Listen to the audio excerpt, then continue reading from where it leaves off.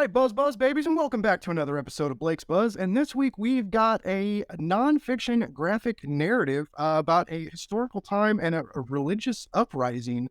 It's called By Water, the Felix Manz story. And I've got the scriptwriter Richard Mommsen in the house to talk about this very intense period of Christianity, where the Catholic Church was just slaughtering people left and right for just not really playing the game. And that's crazy, which I guess it's not that crazy. It's not the first time they've done it, but I'm already jumping ahead thinking about other historical stuff. Richard, how you doing on this Saturday morning, bud? Really good. Thanks for having me on, Blake.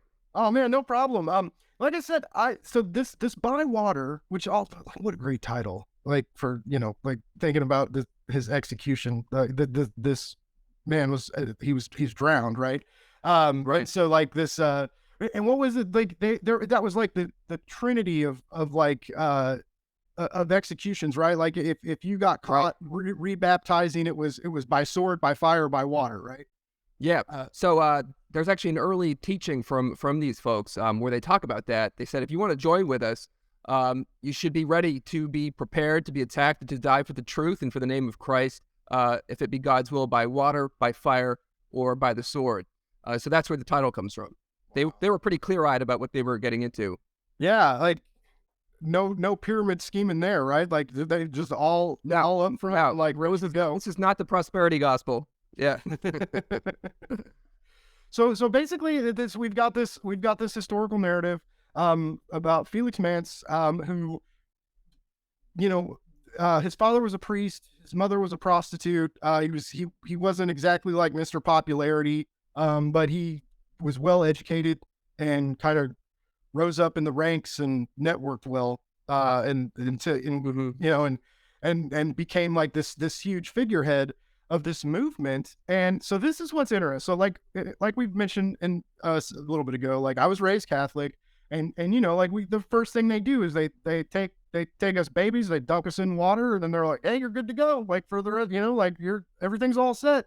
And this whole notion of rebaptism, of like you should have to choose to be baptized, like it really rings true, right? Like it's kind of it makes it, I think it makes it more powerful when a person is like yes, I want to subject myself to the rules and regulations of Christianity. I choose this. I'm ready for this responsibility of to take this spiritual journey, right? As opposed to like an infant who is, it's just ceremonial, right? Like they don't know anything, they can't choose anything.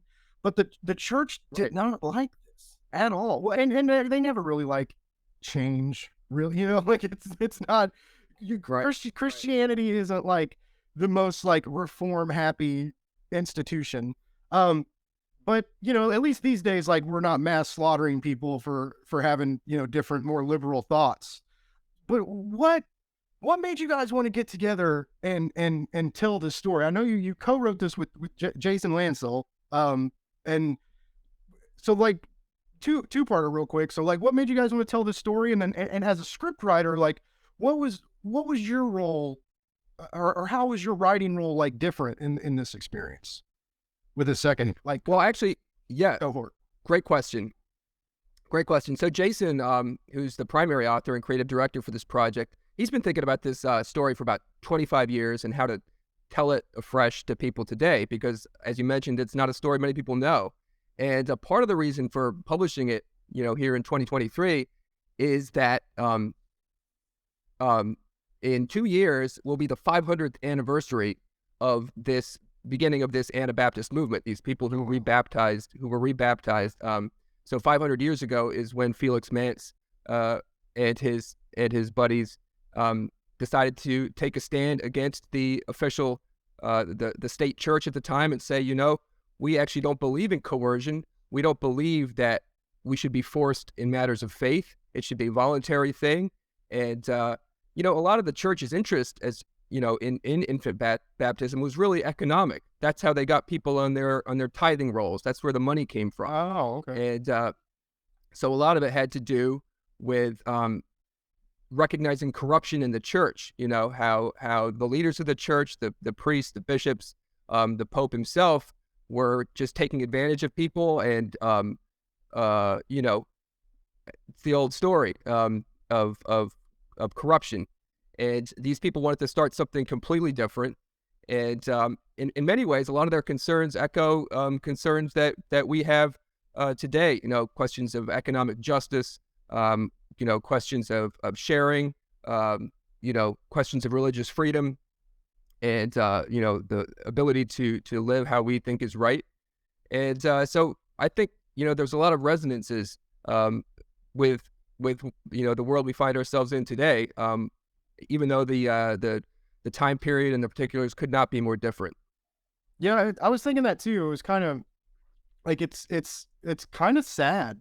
500 years have passed, and we're still dealing with a lot of issues, like a lot of similar issues, right? Like I said, they're carried out differently. The church, the church can't hang people in the street or legally drown people. But Right. I mean, it's religious freedom is such a big deal.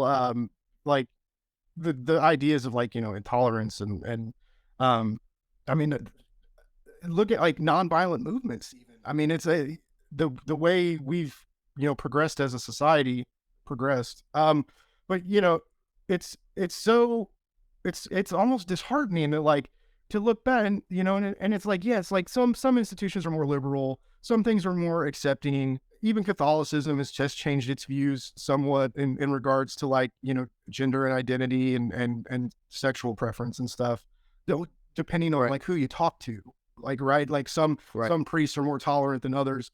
But yeah, just like still dealing with the same struggle of like don't tell me what to do, and Right. not like a boss at work like telling you what to do, but like like mass governing people and hurting them in a direction that doesn't really benefit them, right? And I know my issue growing up with the Catholic Church was the focus on money. The same deal. Like my parents struggled to like pay the tithe, right?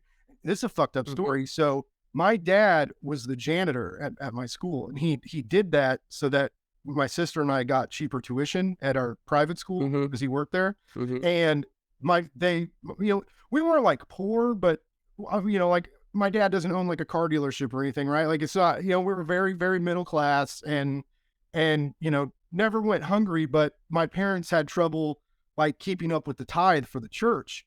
And Right. they would hold our report cards if we didn't pay the church.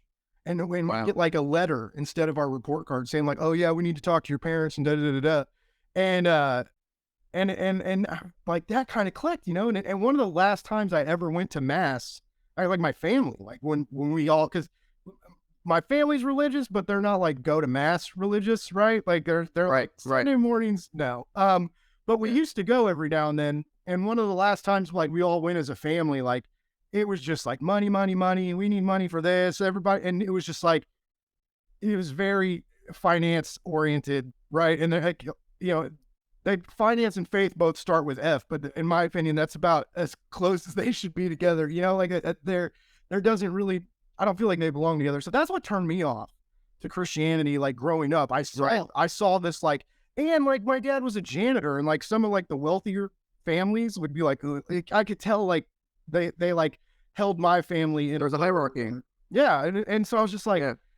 it really messed me up. So I connected with a lot of things in this graphic novel, even though like I'm not a religious person anymore. And I think faith is great. I know it does a lot of great things for people, and if it does, like all power to you. Like I would never ever tell somebody what to believe.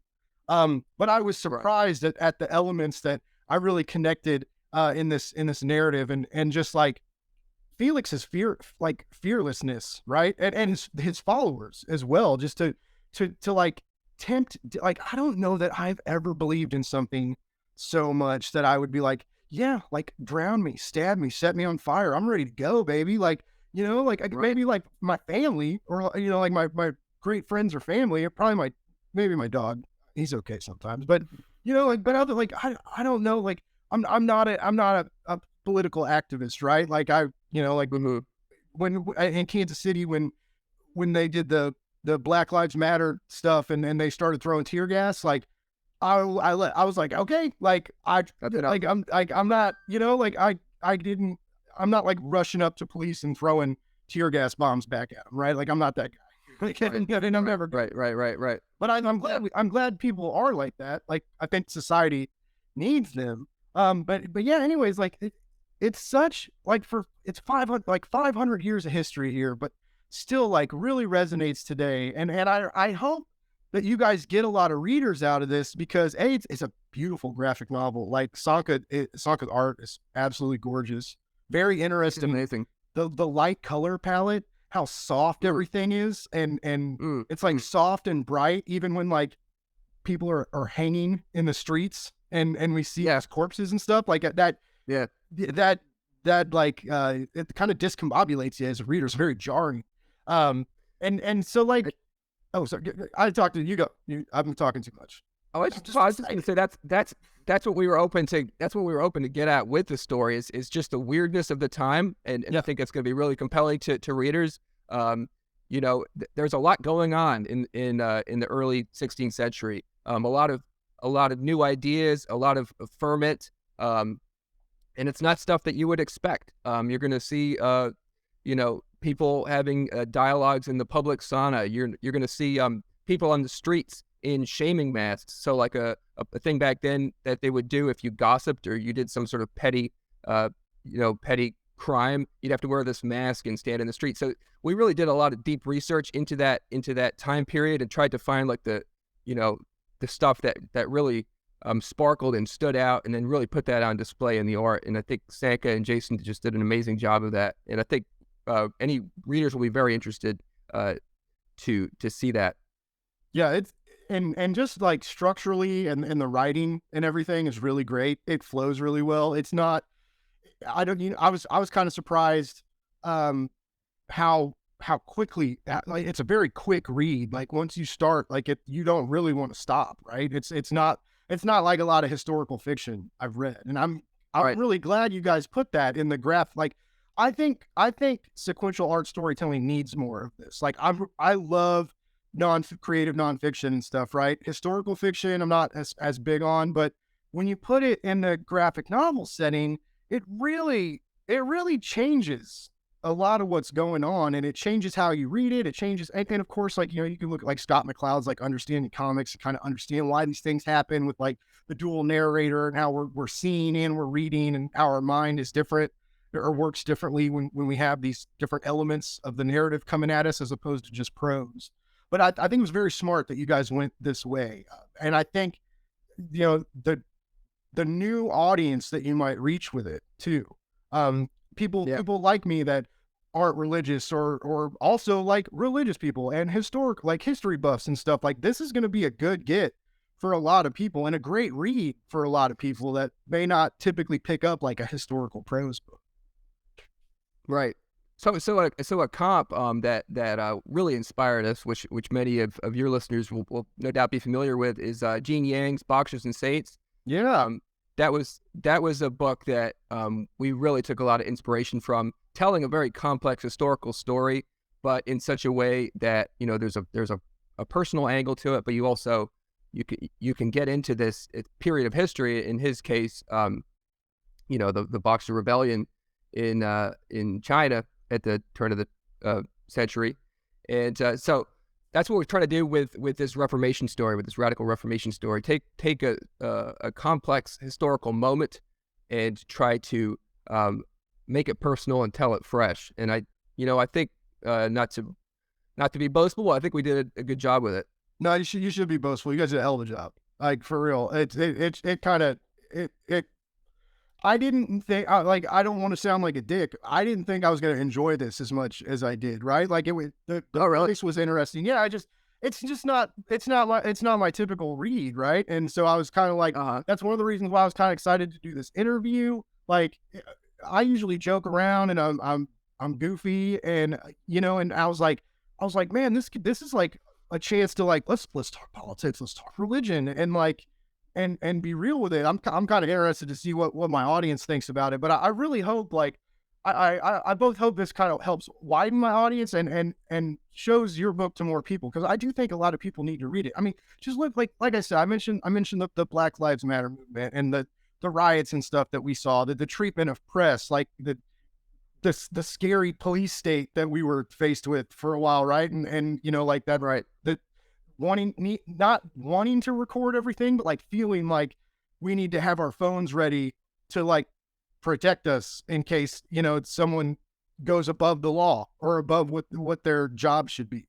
Right. And then like, you know, in Ukraine, like we have a war being fought in neighborhoods around schools, and just regular people are having to fight. And they're doing it.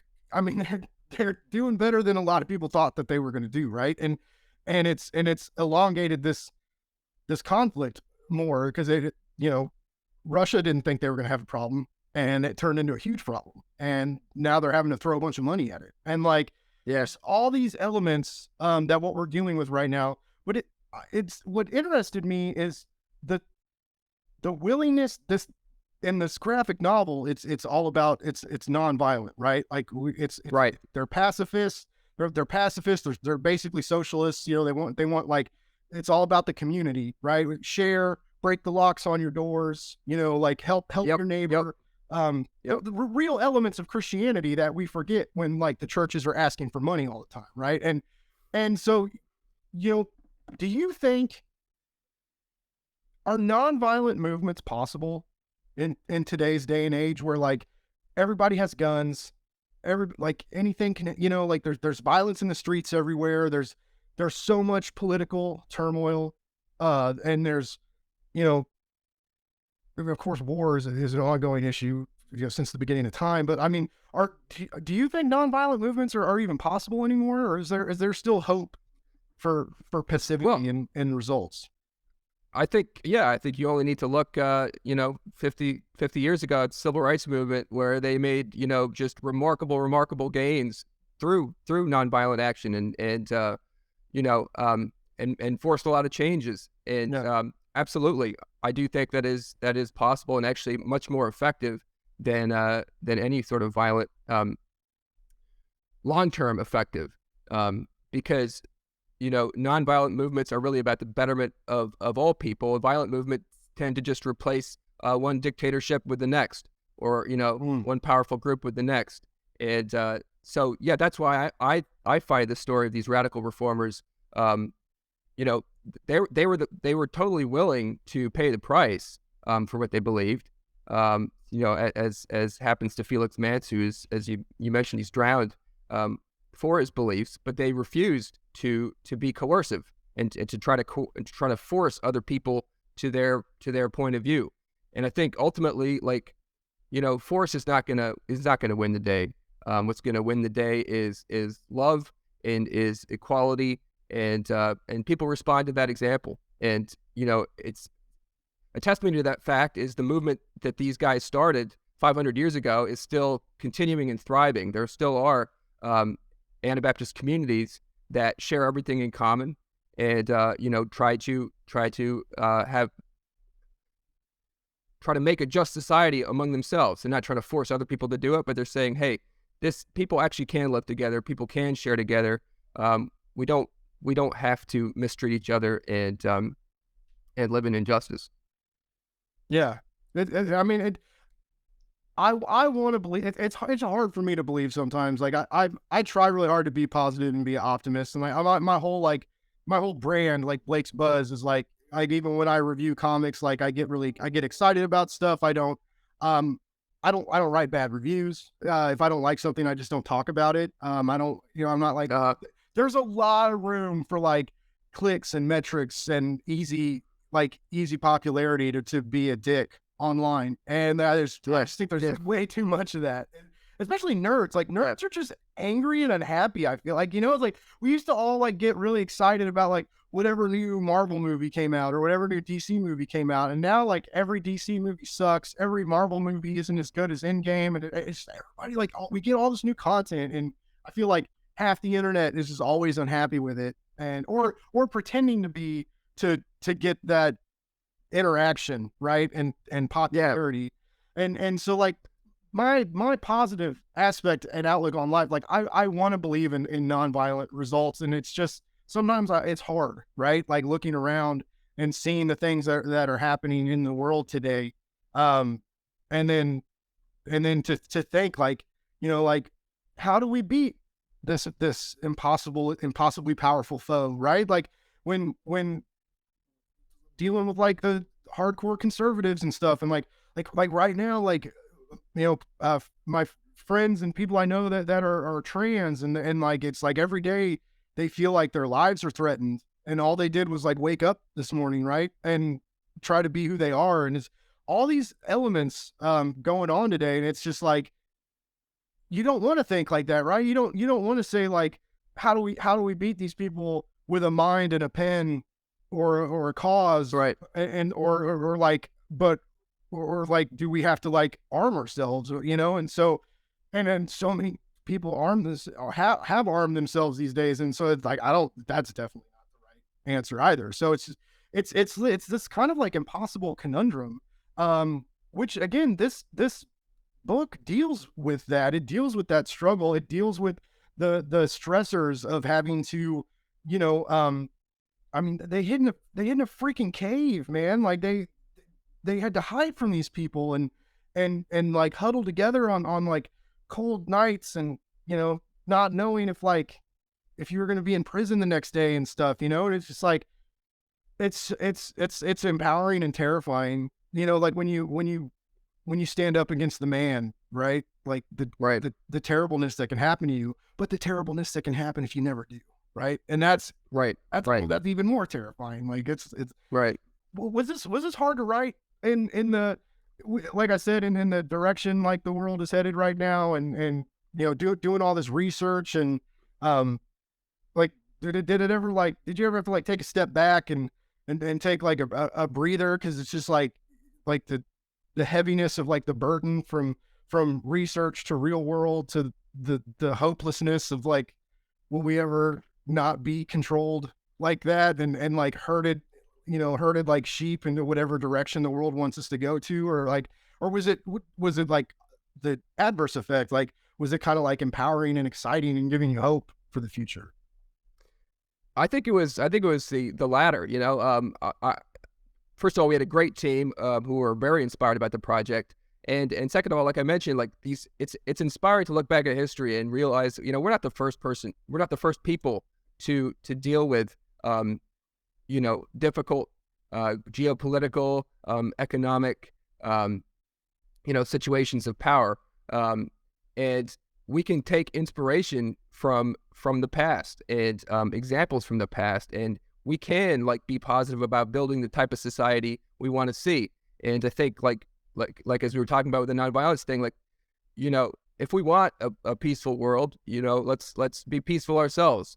It is tempting to pick up a gun and defend yourself, but I personally believe, and I think the example of the people we wrote about in this book, demonstrate that if you live peace, if you demonstrate it in your life and your relationships, if you're not coercive, if you're not an asshole to other people, that's gonna speak through the ages, and I believe it does. Here we are, 500 years later.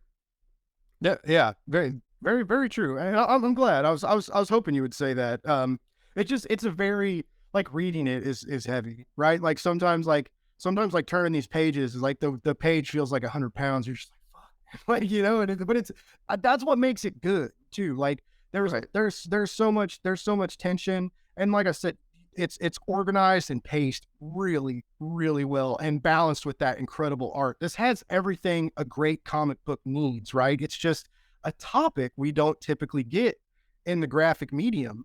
I Hmm. think, it's there is. I used to work in a bar, right? And so they always told you, like, alcohol's involved. You don't talk about politics. You don't talk about religion. You don't talk about sex. What does everybody do when they get drunk? They talk about politics, religion, and sex. Like, and then someone gets mad, and Right. me as the bouncer had to be like, let's all calm down. And but it's, I feel like sometimes that's the same way in well, not all literature, obviously, but with graphic literature, like it's starting to change, right? We're getting more topics, and it's becoming more open to like what people can do with graphic narratives. But I mean, and yes, the people are still shocked that like comic books have surpassed the superheroes. Like people that don't read comics, they're like, yeah, it's all superheroes. You're like, no, there's sci-fi, there's love stories, there's nonfiction, there's so much now, like in that have with words with pictures, and so there's a lot of people like ignorant to that, and so that's what I get excited for, with new narratives like these coming out into the field is like, yeah, like let's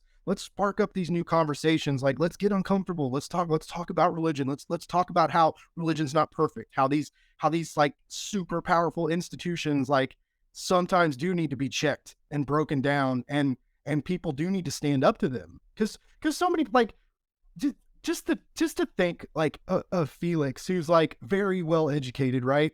And he's at a time when not everybody is, right? So you're already like Right. standing above so many people, knowing several languages. Like he's learning like Hebrew later, so he can like read the original biblical text and stuff. And like, who does that now, right? And like that, we kind of like the Bible's been translated like so many ways these days. Like everybody's got their own like version, like Bible 2.3, like waiting for the next service update.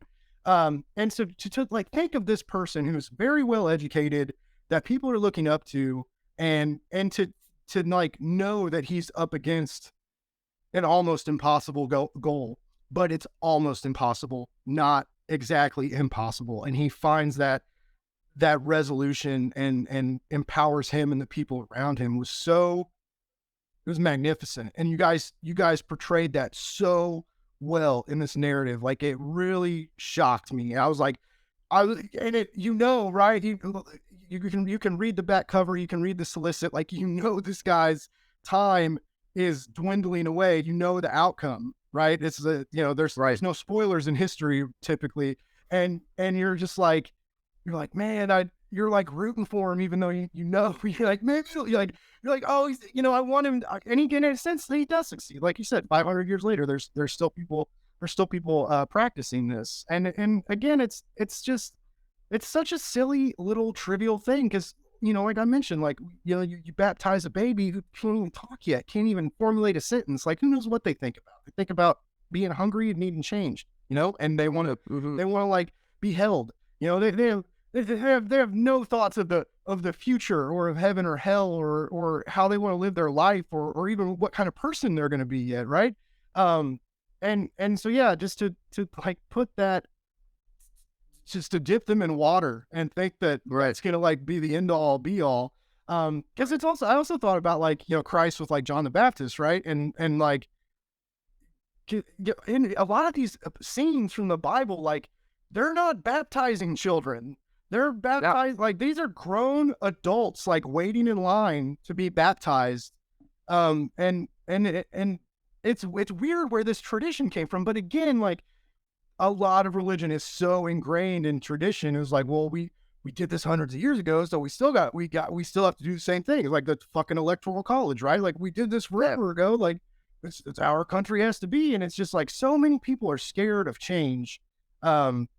Which I mean, I guess sometimes makes sense when you could be, slaughtered by the forces that be.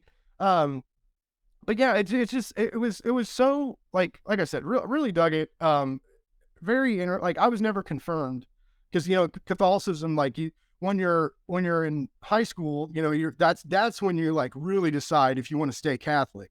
But again, most of my friends didn't decide that, their parents did. They're like, no, you're going to the classes and you're getting confirmed, because that's what I did when I was young.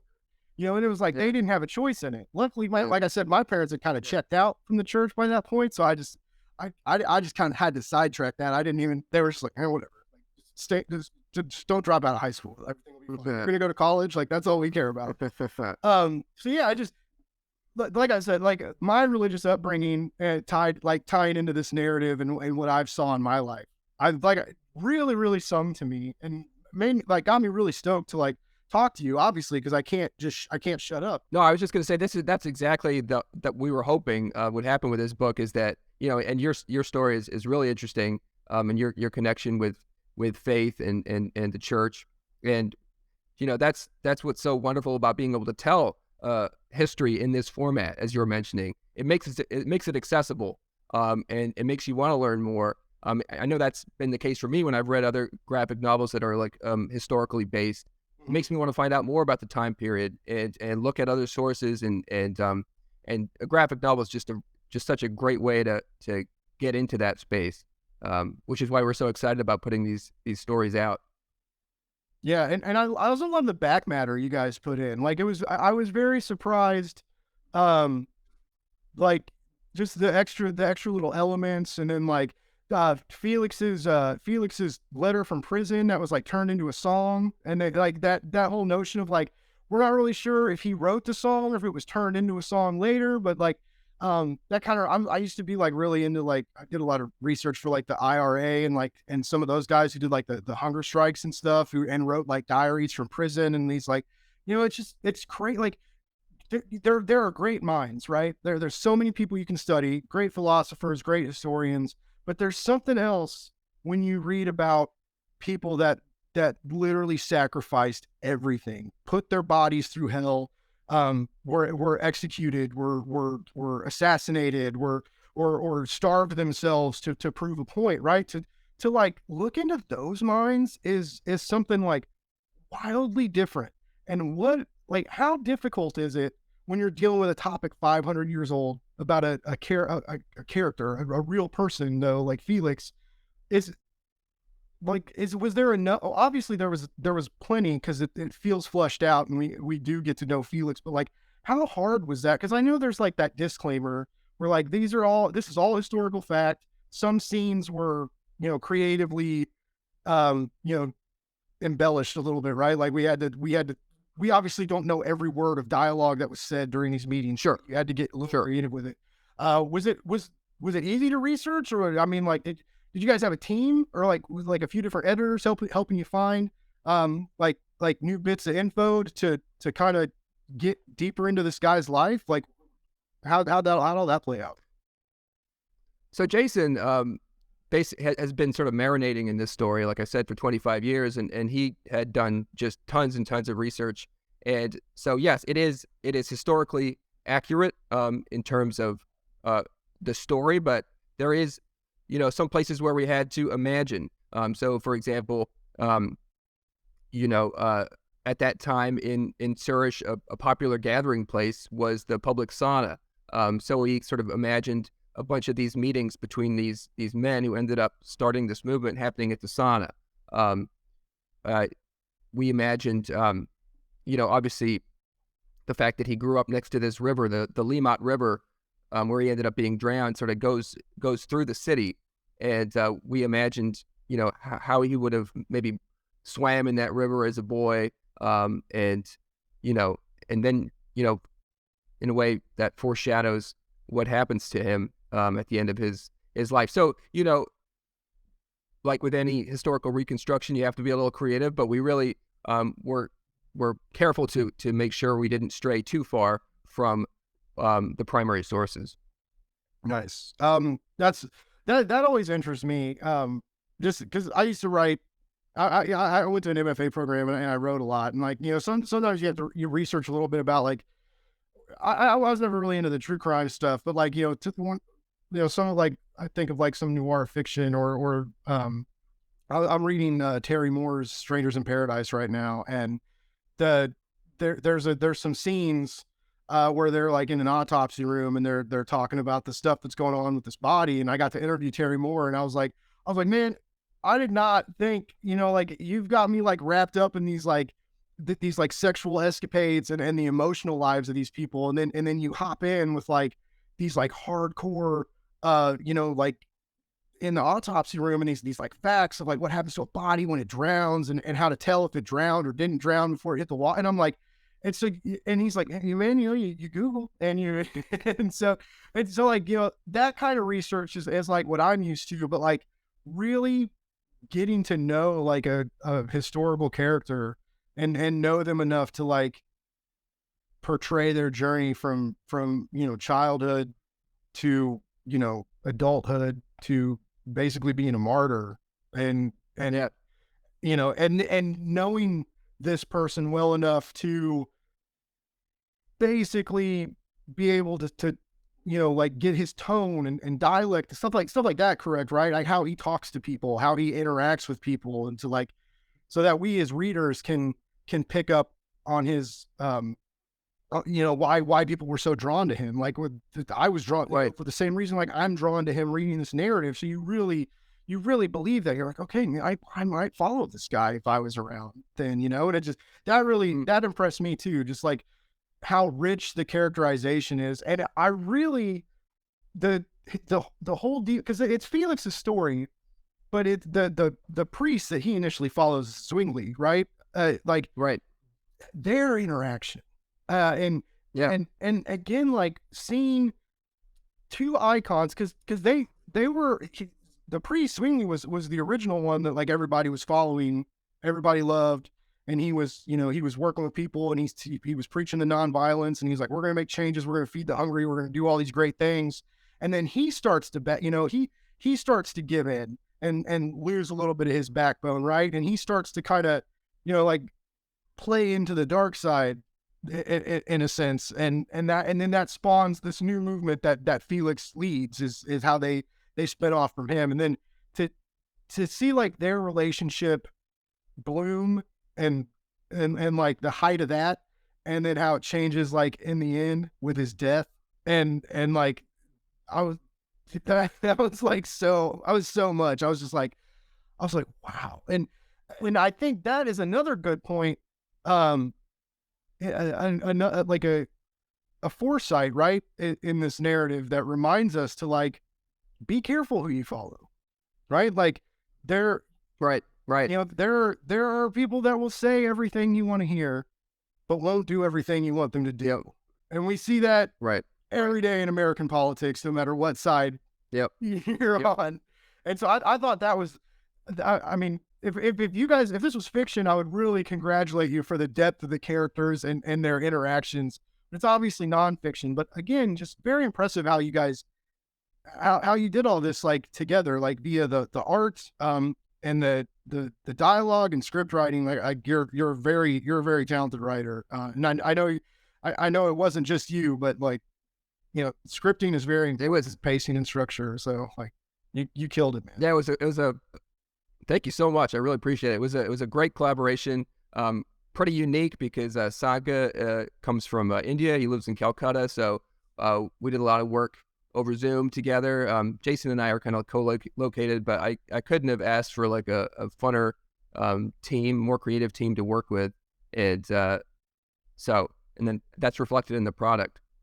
But as you were just mentioning, just on the Zwingli and Mommsen, that's kind of like that relationship is kind of at the heart of the story because obviously Felix, well, for if you haven't read it, not obviously, but Felix didn't really have a father, so he latches onto Zwingli, who's this reforming priest, as sort of a replacement father figure, and is really inspired by him, and sort of looks up to him. But then, as you say, Zwingli kind of goes to the dark side, or he wants to use. He's not willing to renounce political power Yeah. in order to achieve his ideals, and sort of loses the purity of this movement. And that's when that relationship breaks down and ultimately turns Zwingli against his former protege, and with the results that it had. So it's a pretty interesting relationship. We talked earlier about how this is like 500 years ago, and looking at like today, and again like how I mentioned about like especially like gender and identity and stuff, like, and when that starts mixing with religion these days, we get into real tumultuous territory, typically, and it's odd to me that I feel like a lot of society is separating from the church, not to start a new one, but just to like these just there's like a lot of archaic beliefs and stuff that like people don't want to hold on to anymore, and there's not a real institution to grapple these new issues. And I mean, like, are do you see this happening? I mean, history repeats itself, obviously, but I mean, like, we haven't had like a big upheaval with Christianity in a while. Um, I mean, other than like the mega churches and kind of stuff like that, but that, um, do you kind of see, like, with all the research you've done after writing this, like, could you see something like that happening in the next couple few decades? Like, do you feel like we're going somewhere in that extent? Well, it's really hard to predict, but I think what was available to these guys is available to people today. And what they did is they went back to the sources. They went back to, where this thing started. And they saw pretty quickly that what the sources were talking about it was completely different from what they had grown up in. And so they said, let's get back to this. This was, obviously a powerful movement and has affected our world, in bigger ways than we can possibly imagine. And so they just wanted to get that back to the real roots of it. And I do think that could happen again. Absolutely. And how it happens, where it happens, it may not happen in the West. It's a big world. We're seeing in Africa, certainly, that could be where these things end up happening. As the West gets more and more secular, there's other places where things are happening. So yeah, it's hard to predict where, how, or when, but I do think absolutely. These ideals are ideals that, I think we all kind of accept, that we want just society. We don't want people to be forced or coerced. We want people to be free. And so yeah, I do think it could happen, and I hope it does. I do too, man. Like I said, I'll never be a revolutionary, but I mean, I've, I guess never say never, but no, that's not gonna. I'm not that guy. Way more people would listen to my podcast if I was that guy. My ad revenue would skyrocket, baby. Yeah. But I love this quote that Felix says in the graphic novel. He said, people who dare everything for the truth are capable of incredible acts of strength. There will be no running away. And like, that just like, it really hit me. And I was just like, wow, and like, reading stuff like that and what he did, like, he had like that inspiring persona, right? Like, in that sense, like very Christ-like. Like Christ was magnetic, right? People followed him. People wanted to follow him. And in the same way, like his followers were persecuted, and like that was a whole deal.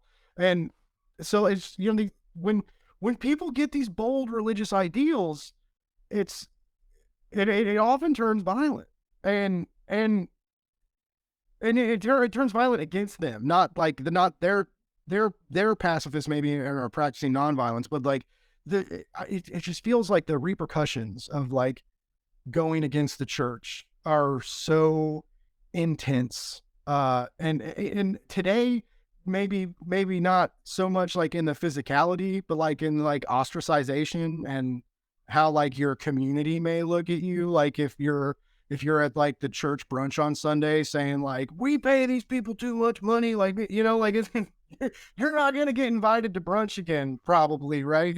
Right. And Right. It's, what do you think? What do you think? What makes it? I'm gonna hit you with an impossible question, probably. Like, what makes a revolutionary? Like, what do you think after really getting into Felix and learning what he's about and writing his dialogue and in a sense, being his voice in some scenes? Like, what makes a leader like that? I think what it is knowing that there's something greater than personal security, and there's a cause that's worth more than personal comfort, and is worth giving everything for. And there's just countless examples of that. Also in our recent history, you think of the people who resisted Hitler, when they could have been quiet, or the people again in the civil rights movement who let themselves get beat up and lynched, or South Africa, Nelson Mandela, a guy who, spent decades in prison because he believed in an ideal. And all these people had the choice to, just get by and say what needed to be said. But they believed in something greater. They believed in, ideals that, there's a way for people to live together that doesn't involve, oppression and coercion. And, there should be more equal distribution of resources. And so I think that's what it is people who manage to get beyond concern for themselves and their immediate families. And that's what Felix did. It's hard to do, right? Like, it's hard. That kind of selflessness is hard to inscribe. And it takes a special individual to like really to sacrifice that element of their life, right? And even sacrifice their actual life for these causes.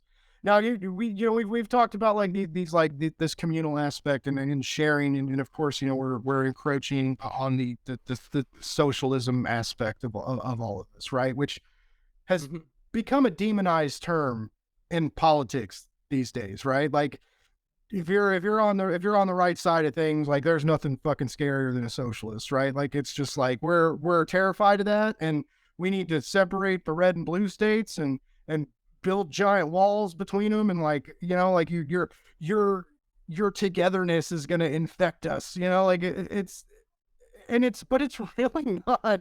It's not a bad thing, and it when enacted correctly, it's kind of beautiful, and I love that scene in this book where when we see people like breaking the locks on their doors and leaving the doors open, and then like there's like the big like dinner scene, and everybody's like really happy around the dinner table, and then there's a dog, and even the dog's happy, and it's just like, it was like a really nice moment.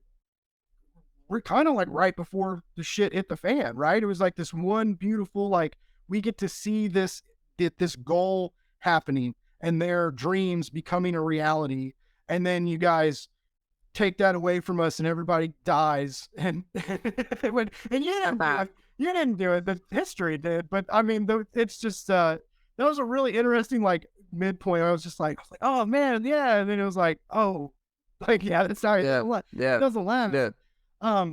But it again, like 500 years later, and here we are, like, still, why are humans so scared to work together and be together and live together? Which is weird, because that's what we do naturally. We have families, we live with our families, we have friends, we like hanging out with our friends. But we don't, but like sharing with a stranger, like, ooh, I don't, like, and it's, that some people bring up money, but I mean, like, our taxes get taken out of every paycheck, to go to these sources to like help other people, and Medicare and something like, and it's like, well, now they want to take away Medicare too, right? Like, shit's about to get real weird. But it's just like, we come up with all these ways to stay together, right? Like you and I are having this conversation, like we're sitting across from each other and I can see you, but we're far, like we're far apart. Right? And so like, we have technology that makes us come together. We have social media and all these things that like want to bring people together.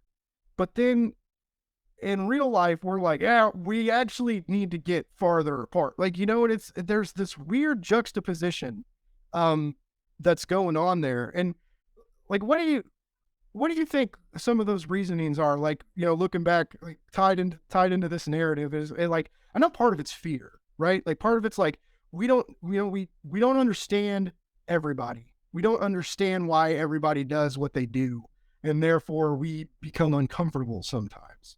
But some of it's not fear. Some of it's just ignorance and hatred, and a lot of ignorance and a lot of hatred, and which I guess when you add those together, that instills fear too, right? That's how you make the unknown an enemy, and a means to like, segregate you from them. But does that kind of hit you weird as well? Like when we look at this, and it's just like, everything we have, man, is everybody has these machines, these cell phones, and what do we do with these machines and cell phones? We interact with strangers from all over the planet.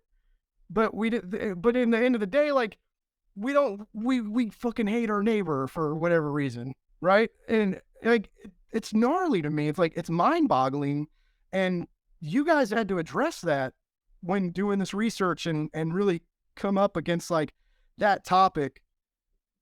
What what is wrong with humans, Richard? Can you just tell me what is wrong with people? That's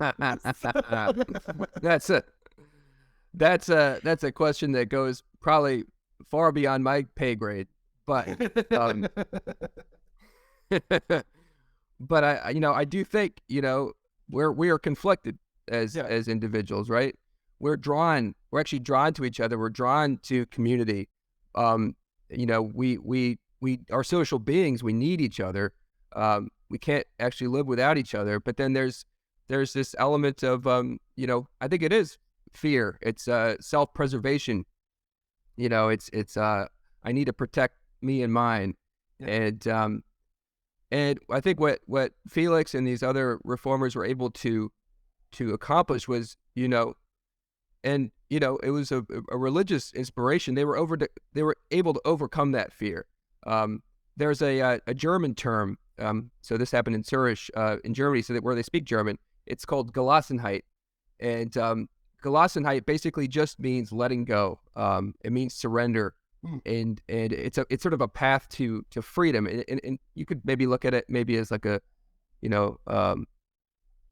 Buddhism probably has some sort of achieving a state of Zen, a state of just letting go, and I think that was kind of key to their ability then to do what they did, was being able to stop being fearful, let go of the things that keep us apart, and and then they were capable of, as it says, incredible acts of strength. I think I'm a pretty good podcaster. Like, I think I'm pretty good at talking to people. And I'm Yes, you are.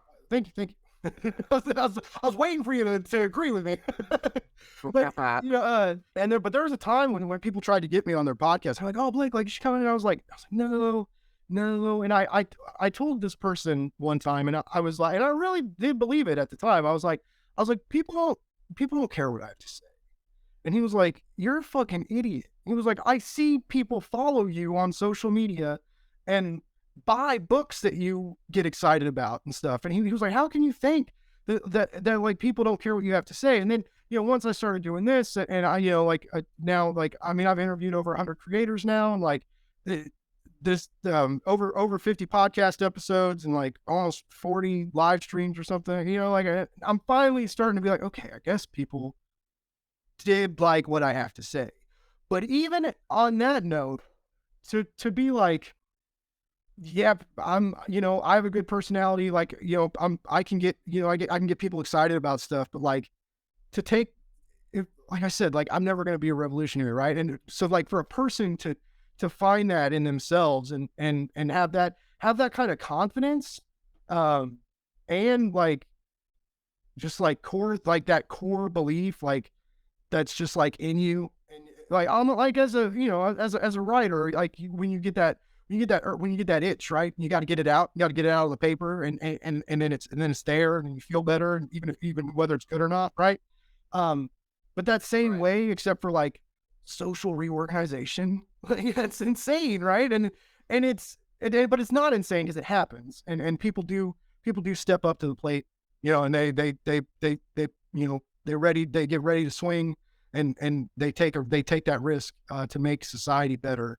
And like, it's just been a while, man, since I've read something and experienced this, because it's more than reading. When you with the visuals and the prose and the research and all this really happened, and then like echoing into the future of where we're at now, experiencing this graphic novel, like, it just really made me think. And like I said, both also kind of made me sad, because it's like, we've seen people try and stand up for what they believe in, right? And then we've seen terrible things happen to them too. And sometimes those terrible things lead to a result. Um, but also like sometimes those results don't last how we want. And we've mentioned the civil rights movement a couple times, and like yes, things are wildly different now, but yeah, there's that big but. You know, there's still a lot. There's a lot of hate in this world. There's, you know, man, I'm 37. Man, I never thought I'd see armed Nazis marching in the streets during peace protests. Right? I just never thought I would ever see that. Like, I just never thought I would see that on the news. And I definitely never thought I would see an American president say that there's good people on both fucking sides, right? I never thought Right. I would Right. see things like, and so it's like, even when we have these like incredibly like selfless, beautiful people give everything they have, every cell of their body, and push against societal trends, right? And when they and the movements, when you're pushing against that weight, it's baby steps, and the baby steps turn into something eventually, right? But it's just, it always feels like it's like, you know, like one step forward, two steps back, or maybe if we're really looking at the bright side, if we're glass half full, two steps forward, one step back. But it's just it's never like just an all out advance, you know. It's like there's always that force that like has to take away the goodness that people try and put out, right? Just like in By Water, where, you know, there's still people practicing this and experiencing this and happy today that these sacrifices were made, but those sacrifices were still made, and these institutions are still in control of a lot of stuff and have way too much money and power, in my opinion, in today's day and age, you know. And it's like, does that, what do you think about like that kind of stuff when you're writing a piece like this? Because obviously you guys are writing this because this is a story and an idea that you think needs to be told, that needs an audience and needs a new audience. It needs to be told in a new way, which is why I think you guys, though graphic literature is not new, it's not typical, like we talked about earlier. It's not typically the train ride you would take to tell this kind of story, and you guys decided to hop on that train and take it to like this new place. Do Are you hopeful? Like, I mean, do you think this is gonna, like, obviously you want your work to inspire somebody, but I mean, do you think this is gonna, you know, what kind of waves are you hoping to make? Like, why do you want people to read this book? I think people who have greater ideals that they live for are inspiring, and I think it is infectious, right? I mean, that's why they're called movements. You know, people are attracted by them. They, you know, so I think, you know, we can look at progress in a bunch of different ways, and you know, and you can get very discouraged about the state of the world and feel like, you know, we're going backwards, and maybe in some ways we are as a civilization, but I think every individual has a choice. Like, what do I want my life to look like, and you know, what impact do I want to have? You know, and even if you're not like a revolutionary leader, you can choose. You can choose the good side, right, or the dark side, and you can choose to be complacent and accept things as they are, or you can do what's in front of you to improve the world. And so that's what these guys did. In some ways, it was a very small effort. I mean, the guy died when he was very young, and you hadn't heard of it before you read the book. So in some ways, you could say, like, what was the point of that? But I think it does have a point. I mean, I think, you know, every person who stands up and you know, tries to do good is going to have an impact on how our world continues to go forward. I'm with you, and I do think I think this book is inspiring. I really do. I think I hope it. I've been wanting more nonfiction graphic narratives anyway. Like, but like, and we're starting to get more of these. Like, and it's not it's like I said, it's not like this. It's not like an outrageous idea. The other night I had a guy who did a memoir, creative nonfiction memoir on it. But it was interesting because he's like, through the memoir, he's like turning into an octopus.